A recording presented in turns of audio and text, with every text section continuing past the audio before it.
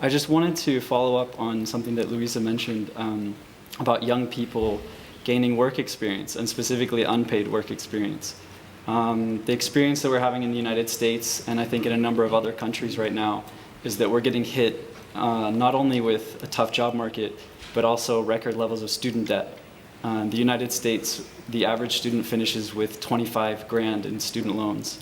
The total amount of outstanding student loans in the United States is $1 trillion, which is more than credit card debt. So not only are we facing a difficult job market, but we have this additional student loan debt. But moving into the job market, I think that with the crisis, what we're seeing is that a number of jobs that would have been entry level are now being replaced with unpaid internships. We're living in a time now where young people are actually paying for the right to work for free. I mean, when you think about it, it's completely ludicrous.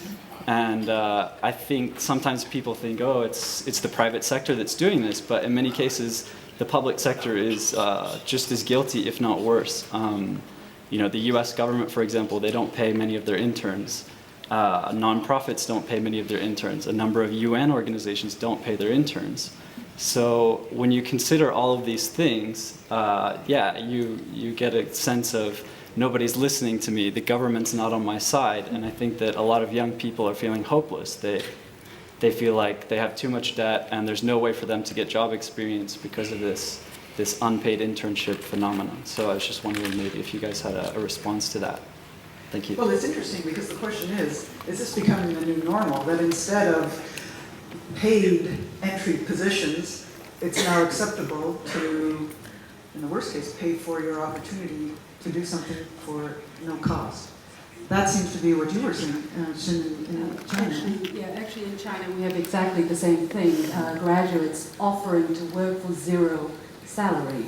Just give me a job, just give me a place where I can go every day and come back hoping that I've learned something so that I can put on my resume, so that I can go on and apply for a job where I can say I had some kind of working experience. So it's not just uniquely in the US. I guess in some other countries, in Malaysia we talked about earlier, we heard earlier that people would pay, you know, instead of getting a salary or working for nothing, they would even want to pay for an internship.